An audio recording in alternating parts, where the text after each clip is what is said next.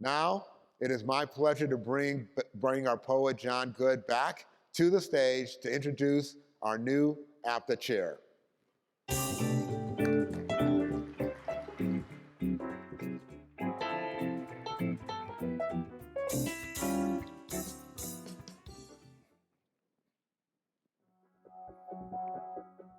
Walking a path that you helped to pave is how history is made. It is through the fire of one's convictions that a trail is blazed, and today I am honored to say that we have a trailblazer and a history maker in the house. Please allow me to say a few words about APTA's first chair of Asian descent, Michele Wong Krause. Being raised in a home that was Hawaiian, Latin, and Asian informed her early days and shaped the ways in which she viewed diversity and inclusion. Because she was and is literally the melting pot the nation aspires to and is pursuing. She got a BA in Poli-Sci from the University of Texas at Arlington and a JD from Southern Methodist U, and then used her personal convictions and position as an attorney to help injured workers and children, and that's just the beginning. Because given that diversity and inclusion begins with representation, Michele Wong Krause became the first Asian American female to be elected to the board of directors for the State Bar of Texas, the first Hispanic to be elected to the Dallas Bar Association Board of Directors, and the first Asian American female to be appointed to the board of directors of the Texas Equal Access to Justice Foundation. Listen, her list of firsts is amazing. We'd be here all day if I tried to list them. I mean, she also had the resume, resolve, and wisdom to win the prestigious Louise Raggio Award too. Not to mention, she balances work with life as a wife and mother of two. I just heard every woman in the room go, whew. What Michele has done and what she does is inspirational and worthy of praise, but what I'm really trying to say is the trail she is blazing will lead to the day when we no longer say the first woman or person of color to do this or that. It will lead to the day when equality, fairness, and inclusion are an immutable fact. And APTA, you are a part of that. So in fact, as she steps into the role of chair, a role that requires vision and the ability to not only make decisions, but also to listen, a position that, though earned, has not historically been given to women. I want you all to be aware that what you have in Michele is a leader and a peer, a clear game changer and change maker who will actively practice being more proactive than reactive. Someone who will take the didactic tactic of looking at transit up close and then from a distance, and saying, what can we do better, more efficient, what can we do that's different? And that will make all the difference. Because in a world so hectic, where people get caught up in doing things in ways that are accepted, know that with Michele Wong Krause, new and fresh ideas aren't wanted, they're expected.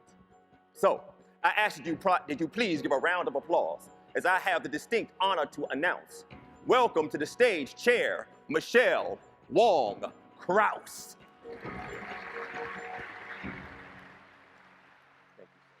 Thank you. Thank you so much, John, for that wonderful introduction. Buenos dias, Joseon, and howdy, y'all. Those are my multicultural roots. From a Mexican mother and a Chinese, Japanese, Hawaiian father, married to a German, Polish, Scotch, Irish guy, and living in Dallas, Texas. I am so proud to be the first APTA chair of Asian descent. And so I start my tenure as APTA chair with a deep appreciation to my husband and fellow attorney Rick Krause, without whose support I would not be standing here. To our sons, William and Andrew, who inspire me to blaze new trails for them. To my friends, including Judge Rhonda Hunter, who helped me blaze trails along with me. To Dallas Area Rapid Transit, especially its CEO, Nadine Lee, to McKinney Avenue Trolley Authority and its founder, Phil Cobb, and to the APTA Transit Board members, Valerie McCall, Doug Tisdale, and David Stackrow, and of course to the APTA staff who have been so generous with their time and guidance. I thank you all. And there is one more person who deserves all our thanks. Dorval Carter not only stepped in, but stepped up when APTA needed his leadership. And now he has agreed to step up again in a new role. Earlier this morning, when talking about the challenges facing our industry, Paul cited the realignment of America's bus manufacturers. In 2004, there were 10 bus makers serving the American market. Today, there are only 3, and one has declared bankruptcy. This is the kind of urgent issue that APTA is so very well suited to address. So I've asked Dorval to chair a new task force on bus procurement that will identify the causes of financial instability in the US bus manufacturing market, propose immediate near-term and long-term approaches to address these causes, and consider alternative procurement approaches. Thank you, Dorval.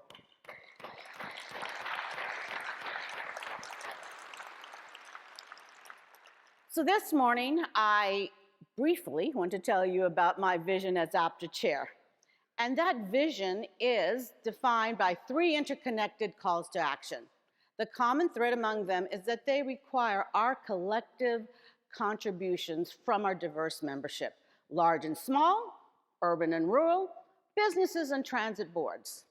The first is to continue telling the amazing stories that all of you in this room are writing every day. Stories about how public transit benefits entire communities, especially businesses. Ridership is no longer the sole metric we should use to measure success. We have weathered a global pandemic. We earned historic federal funding. The world has changed. Ridership has changed. And how we think about the future of public transportation has changed. Making the business case to elected and appointed officials for more transit investment starts by showing how public transportation attracts employers and spurs economic development. And we've seen how that creates jobs, increases tax revenue, and most importantly, improves the quality of life for everyone, riders and non-riders alike. So let's harness our broad membership and work together to make that economic case. When we collaborate, we amplify our impact. Our transit board members, business members, and transit CEOs bring unique and valuable experiences to any challenges we face. APTA's successful advocacy fly-ins to meet with members of Congress are proof of what we can accomplish when transit, business, and community and political leaders collaborate. My next call to action is our continued commitment to advance diversity and inclusion throughout the public transportation industry. This is what makes us stronger, more resilient, and creative in our neighborhoods, workplaces, industry, and our nation. Let's make sure that our staff and policies reflect our community, all of our communities. Every week, we see DEI policies and practices being rolled back or even repealed. We see people questioning the value of diversity, equity, and inclusion. Let's create skill sets that allow us to change minds to combat this situation and to continue making diversity a competitive advantage. I know this is challenging work, but I know that the voices in this room can keep APTA and our industry the leading and respected and influential model for fairness, equity, and empathy. I welcome your ideas and your pledge to participate. Finally, as APTA chair, my call to action will be to emphasize recruiting, retaining, and empowering the next generation of skilled, future-ready transit workers. Last year, 96% of transit agencies reported workforce shortages, and 84% said these shortages limited their ability to serve the public.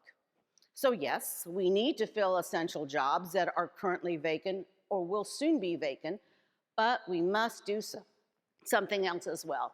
We need to retain our employees who are already experienced and trained. We need to find innovative ways of preparing new types of workers for new types of jobs that require new types of knowledge. All this will require a comprehensive plan and fresh thinking. It means investing in lifelong learning, embracing emerging technologies, and designing attractive career paths.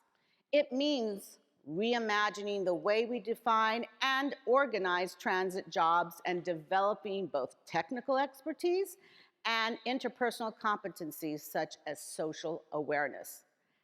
These are this century's essentials for a productive, competitive workforce. So I ask for your support in making these three issues not just APTA success stories, but your priorities. Throughout my personal and professional life, I've learned that your integrity, your family and friends, and what you give back is the legacy you leave. I look forward to being part of your legacy and supporting you in every way I can as APTA chair. In closing, I'm going to return to my Chinese heritage by quoting the philosopher Lao Tzu, who is known as the father of Taoism. Watch your thoughts, for they become your words. Watch your words, for they become your actions.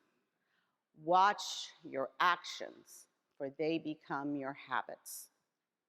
Watch your habits, for they become your character. Watch your character, it becomes your destiny. Thank you for the opportunity to serve you, the APTA family, and the public transportation community.